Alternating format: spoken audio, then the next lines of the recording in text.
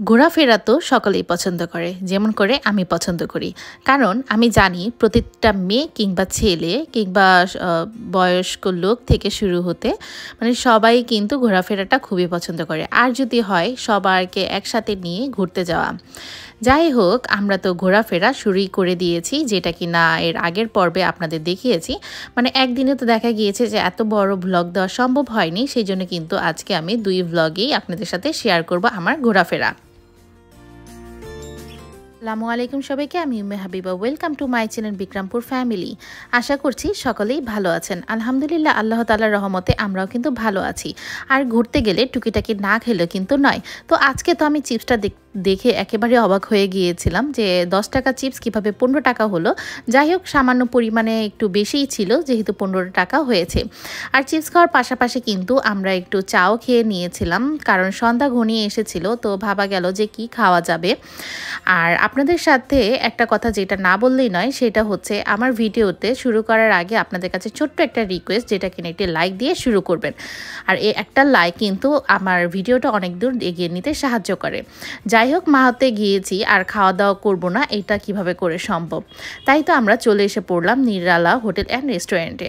আর এই hotel and রেস্টুরেন্টটা কিন্তু অনেকটাই ফেমাস। আবার দেখা গিয়েছে এখানে আমাদের পরিচিত লোক ছিল, মানে আমার এক কাকা হয়, সেও কিন্তু ছিল, মানে আমার শ্বশুরবাড়ির এলাকার আর আফরা বাবার বন্ধু।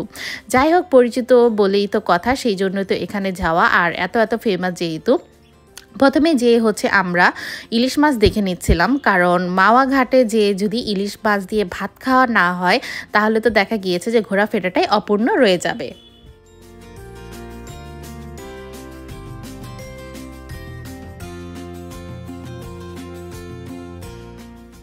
ইলিশ মাছ পছন্দ করে না এই রকম লোক কিন্তু খুব কম পাওয়া যাবে, কারণ আমাদের জাতীয় মাছ ইলিশ। আর এর পরেও হচ্ছে আমাদের বাঙালিয়ানায় কিন্তু ইলিশ মাছটা দিয়ে আমরা শুরু করি, যেমন পহেলা বৈশাখ। যাই হোক, এত কথা বাদ দিয়ে আমরা তো দেখা গিয়েছে যে ইলিশ নিয়েই ব্যস্ত। মানে যেহেতু আমাদের সিনিয়র, মানে আমার কাকা, তারপর আমাদের আঙ্কেল ছিল সাথে, তো তারা তো দেখা গিয়েছে ভালো মাছ চিনে, তো তারা হচ্ছে দেখে কোন মাছটা নিবে আসলে এই জিনিসটাই সিলেক্ট করছিল। আসলে মানে আমাদের এইখানে যাওয়ার পর যে কাকাটা আমাদের সাথে ছিল, মানে আফরা বাবার বন্ধু, সেই কিন্তু আমাদের বলে দিয়েছিল যে কোন ইলিশটা ভালো হবে আর কোন ইলিশটা। আসলে আমরা চাচ্ছিলাম যে একটা হচ্ছে কিছুটা মানে ডিমালা ইলিশ নিতে, তো 2টা ইলিশ আমাদের সিলেক্ট করা হয়েছিল। তো 2টা ইলিশ থেকে হচ্ছে একটা ডিমালা ইলিশ নিয়েছিলাম, আর একটা হচ্ছে ডিম ছাড়া। ডিমালা ইলিশের স্বাদ কিন্তু অন্যরকম, আবার ডিম ছাড়া কিন্তু অন্যরকম। দেখা গিয়েছে আমার কাছে ডিম ছাড়া ইলিশটাই, মানে ইলিশ মাছটা খেতে ভালো লাগে। আবার ডিমও কিন্তু আমি অপছন্দ করি না, ডিমও কিন্তু ভালোই লাগে। মানে সব মিলে কিন্তু 2টাই আমাদের চাই। আর এভাবে করে মানে আমরা দেখছিলাম যে কোন দিক দিয়ে নিলে ভালো হয়। তো আপনারাও গেলে কিন্তু একটু দেখে নেবেন, যারা অবশ্য মাছ চিনে তারা তো দেখেই বুঝতে পারবে যে ইলিশ কোনটা। কিন্তু আমরা যেহেতু মনে করি যে ইলিশ মাছ একটা হলেই হলো, কিন্তু যারা সব সময় আর কি এক্সপার্ট, যারা সবসময় বাজার করে, আবার দেখা গিয়েছে যে অনেকটাই এক্সপার্ট হয়ে গিয়েছে, তারা কিন্তু মাছ দেখলেই চিনতে পারে।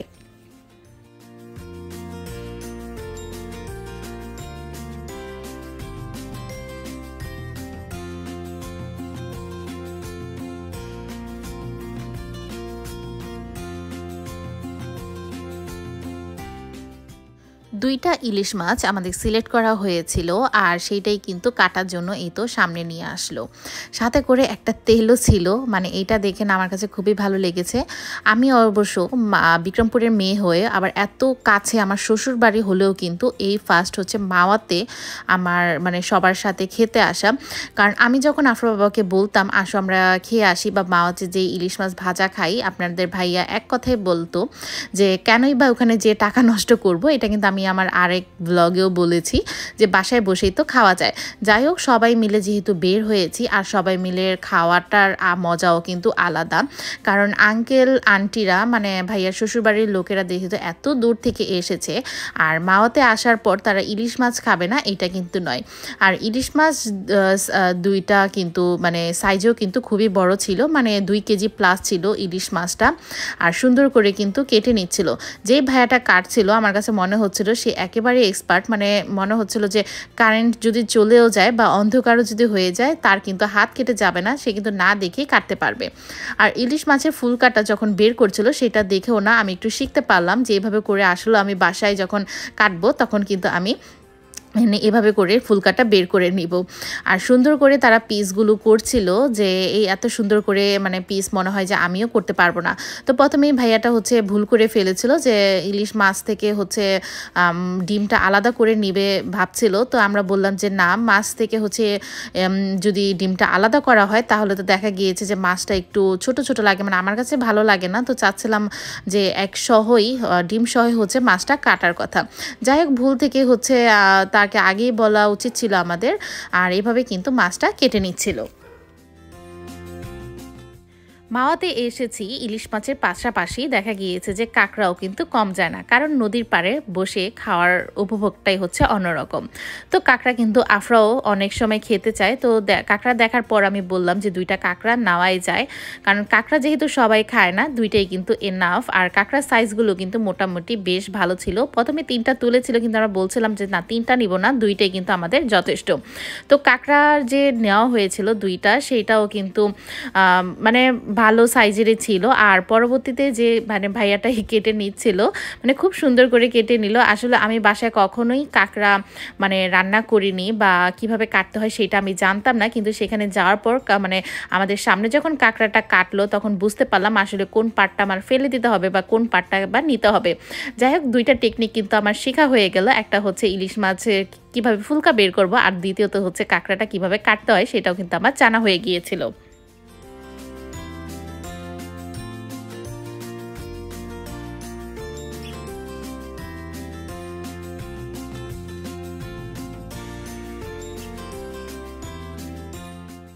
যারা মাওতে এসে খেতে চান তারা কিন্তু এভাবে করে ইলিশ মাছের পাশাপাশি কাঁকড়া, তারপর রূপচাঁদা, আরও কিছু মাছ আছে তাদের, সেগুলো কিন্তু ট্রাই করতে পারেন। অবশ্য আমরা জাস্ট ইলিশ মাছের উদ্দেশ্য করে এসেছিলাম। যাই হোক, এই কাঁকড়াটা হচ্ছে আমাদের বোনাস। আর এখানে কিন্তু ইলিশ মাছটা মানে আমাদের মাছটা কিন্তু লবণ তারপর মশলা দিয়ে কিন্তু মেখেও রেখে দিয়েছে। আর চুলায় যা দেখতে পাচ্ছেন মানে যাদেরটা ভাজা হচ্ছে এটা কিন্তু আমাদের ছিল না, মানে অন্য যাদের মানে ছিল মানে অর্ডার ছিল তাদেরটা কিন্তু প্রথমে ভেজে নিচ্ছিল।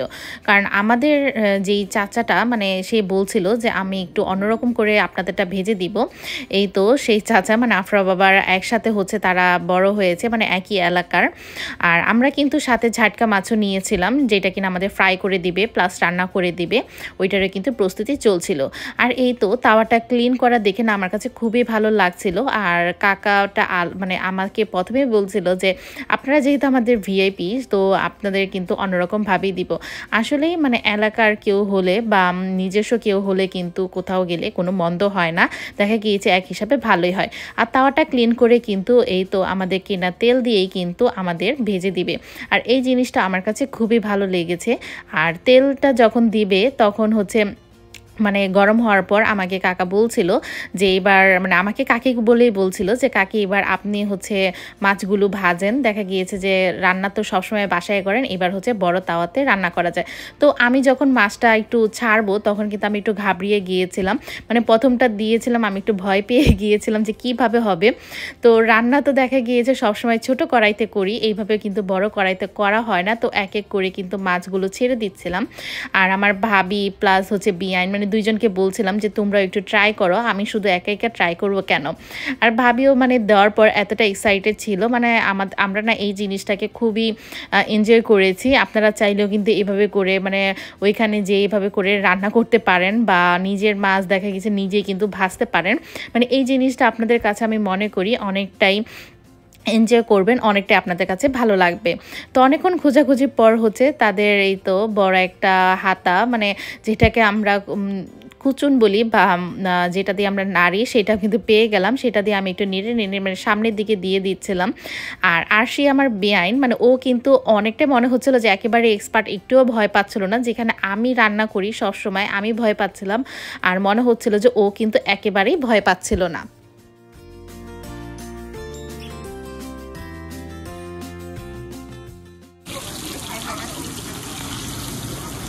তিন রাঁধুনি চলে আসছে আমাদের।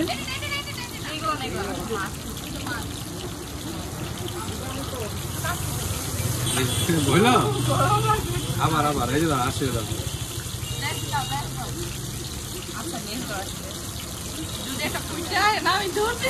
না ফুটবল না কিছু হবে না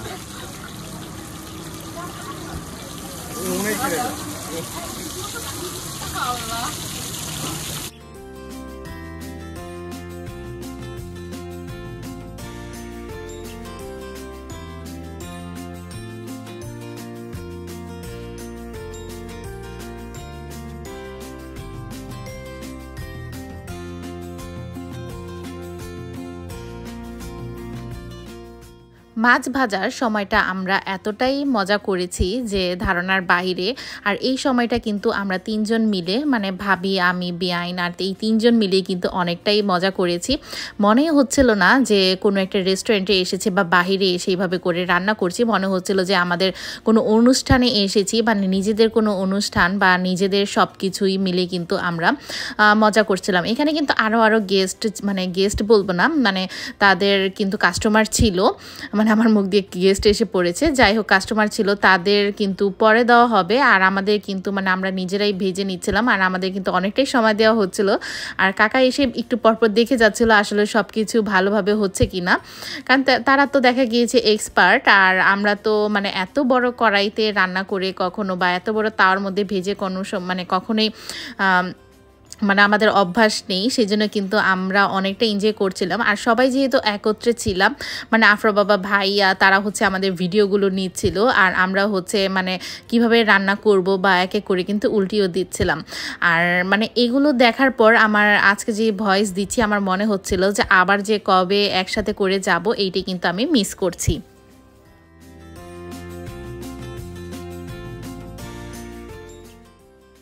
ইলিশ মাছের পাশাপাশি কিন্তু আরও কিছু খাবার ছিল, মানে এখানে কিছু ভর্তার আইটেম, ভাজি প্লাস ছোট মাছ, মুরগির মাংস, ডাল, তারপর মাছ রান্না। মানে সবাই তো দেখা গিয়েছে যে বড় মাছ বা একজন আসলে দুজন আসলে বড় মাছটা নেবে না, অবশ্যই তারা হচ্ছে 1 পিস 2 পিস হিসেবেই করে কিন্তু নিবে। সেই হিসাবে কিন্তু আপনারা গিয়ে এখানে খেতে পারেন। অবশ্যই মানে দামাদামি করে নিলে ভালো হয়। আর এই হচ্ছে জনপ্রিয় ইলিশ মাছের লেজ ভর্তা বানানো। আমি কিন্তু প্রায় সময় বাসাতেও ইলিশ মাছের লেজ ভর্তাটা বানিয়ে থাকি, কিংবা অনেক ভাইয়া, আপুরা, আন্টিরা কিন্তু ইলিশ মাছের লেজ ভর্তাটা বানিয়ে থাকে। আর এই জনপ্রিয়তাটা কিন্তু হয়েছে এই মাওয়া ঘাট থেকেই। মানে মাওয়া ঘাটে এসে যদি ইলিশ মাছের লেজ ভর্তাটা না খাওয়া হয় তাহলে কিন্তু অনেকটাই মিস করার মতন। তো এইটা কিন্তু যেটা বানাচ্ছিল সেটা কিন্তু আমাদের লেজ ভর্তাটা ছিল না, মানে আমাদের মাছের লেজ ভর্তাটা ছিল না, মানে অন্য আরেকজনের ছিল। আমাদেরটা হচ্ছে পরবর্তীতে বানানো হবে, তাই প্রসেসিংটা আপনাদের সাথে একটু শেয়ার করা।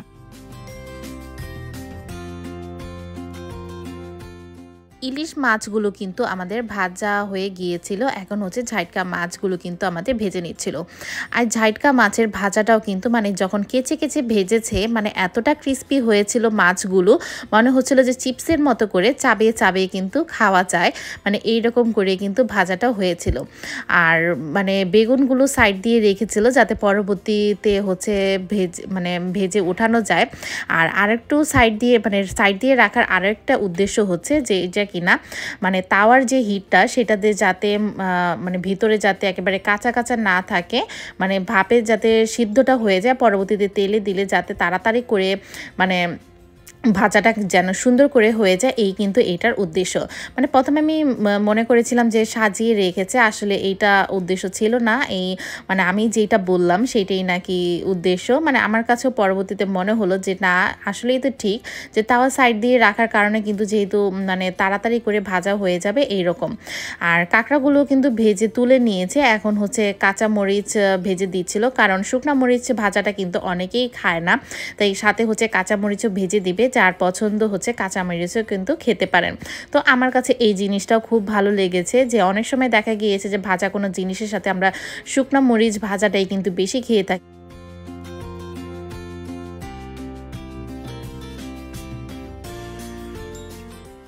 খাবারগুলো কিন্তু আমাদের রেডি করা হয়ে গিয়েছিল। আর এখানে খাবারের মধ্যে ছিল যা যা আপনাদের দেখালাম, মানে ইলিশ মাছ ভাজা, ঝাটকা মাছ ভাজা, ঝাটকা মাছের কারি, সাথে ছিল হচ্ছে ইলিশ মাছের লেজ ভর্তা, কাঁচা পেঁয়াজ দিয়ে একটা মাখানো ভর্তা, সাথে ছিল সালাদ, ঘন ডাল, বেগুন ভাজা আর হচ্ছে কাঁকড়া ভাজা।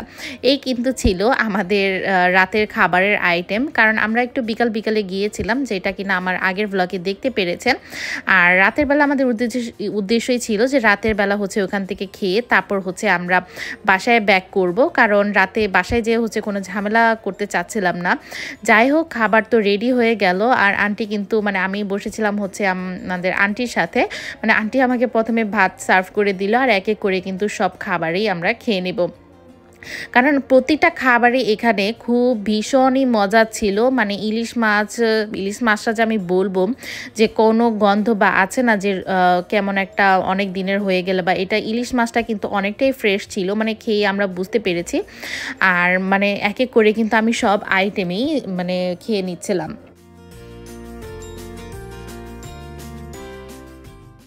প্রথমেই তো আমি বেগুন ভাজা নিয়েছিলাম, আর এক এক করে কিন্তু আপনাদের ভাইয়াকে আজকে আমি ভর্তাগুলো সার্ভ করে দিচ্ছিলাম। কারণ এমনিতে দিন তো দেখা গিয়েছে আপনাদের ভাইয়া আমাকে বেড়ে দেয়, তারপর কিন্তু আমি খাওয়াটা স্টার্ট করি। তাই আজকে আপনাদের ভাইয়াকে আমি তুলে দিচ্ছিলাম, আর সে কিন্তু খাওয়াটা স্টার্ট করে দিয়েছে। আমি কিন্তু ইলিশ মাছের লেজ ভর্তা, সালাদ আর হচ্ছে পেঁয়াজ ভর্তাটা তাকে দিয়ে দিয়েছিলাম। আর এখানে আমাদের খাওয়ার সময় একজন ছিল যে কিনা আমাদের সব কিছু মানে সার্ভ করে দিচ্ছিল। আমাদের আসলে কোনো কষ্টই করতে হচ্ছিল না, জাস্ট বলছিলাম যে এইটা তুলে দেন বা ওইটা তুলে দেন, সেই কিন্তু করে নিচ্ছিল। আমার কাছে তো মনে হয়েছে যে আমি হয়তো বা কোনো এক জায়গাতে চলে এসেছি যেখানে কিনা একবারে মানে ভরপুর একটা মেহমানদারি চলছে, মানে এই রকম। আর সবাই কিন্তু মাশাআল্লাহ খুবই মানে মজা করে মানে খাবারগুলো খেয়ে নিচ্ছিলাম। কারণ মাছে ভাতে যেহেতু বাঙালি, আমি সবসময় বলি, আর মাছ ছাড়া কিন্তু ভালোই লাগে না। আর দেখতেই পাচ্ছেন আমার কিন্তু ইলিশ মাছটা শেষ হয়ে গিয়েছিল, মানে যেটা নিয়েছিলাম সেটা কিন্তু শেষ হয়ে গিয়েছিল। আর এক হাত দিয়ে মোবাইল, আরেক হাত দিয়ে হচ্ছে কাটা বেছে বেছে খাচ্ছিলাম। যাই হোক, পরে কিছু করবেন না, এইটাই হচ্ছে স্বাভাবিক, মানে এইভাবে খাওয়াটাই।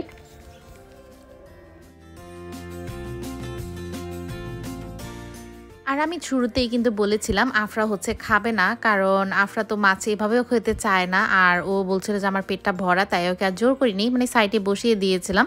ও হচ্ছে ওর মতো করে মানে মোবাইল দেখছিল। আর আমি কিন্তু এই তো মাছের মাথা নিয়েছিলাম, প্লাস হচ্ছে মাছের যে কড়ি, মানে যেটাকে আমরা বলি মাছের নৌকাও, ওইটাও কিন্তু নিয়েছিলাম।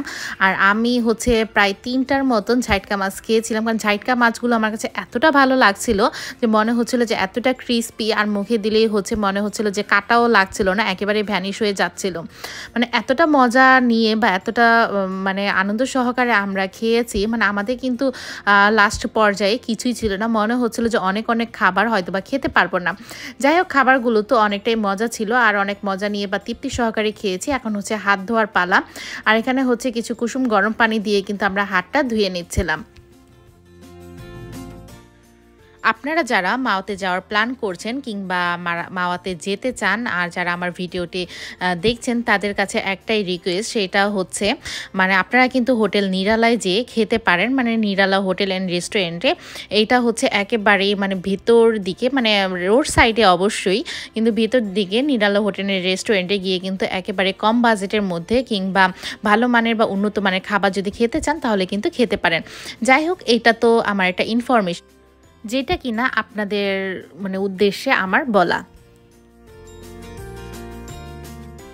দিনটা কিন্তু মাশাল্লাহ আমাদের অনেকটাই ভালো কেটেছে, যদি আমরা দিনের বেলা গিয়েছিলাম আর বাসায় আসতে আসতে অনেকটাই লেট হয়ে গিয়েছিল। আর যাওয়ার পথেও কিন্তু আমরা অনেকটাই গল্প করতে করতে গিয়েছি। যদিও হাইওয়েতে ওঠা মানেই অনেকটাই ভালো লাগে, কিন্তু জ্যামে বসে থাকলে কিন্তু এই মজাগুলো একেবারেই ভ্যানিশ হয়ে যায়, মনে হয় কেন জানি গিয়েছিলাম। আর আমরা কিন্তু এই তো বাসার দিকে এসে পৌঁছে গেলাম, রাত তখন বাজে প্রায় 11:15টার মতন। আর আমরা যখন এসে পৌঁছেছিলাম, এখন কতক্ষণে হচ্ছে বাসায় যে রেস্ট নিব, এইটাই কিন্তু ছিল সবার উদ্দেশ্য।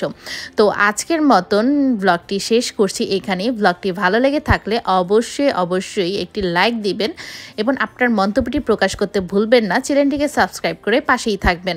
এই পর্যন্ত সকলেই ভালো থাকবেন, আমাদের জন্য দোয়া করবেন। আল্লাহ হাফেজ, আসসালামু আলাইকুম সবাইকে।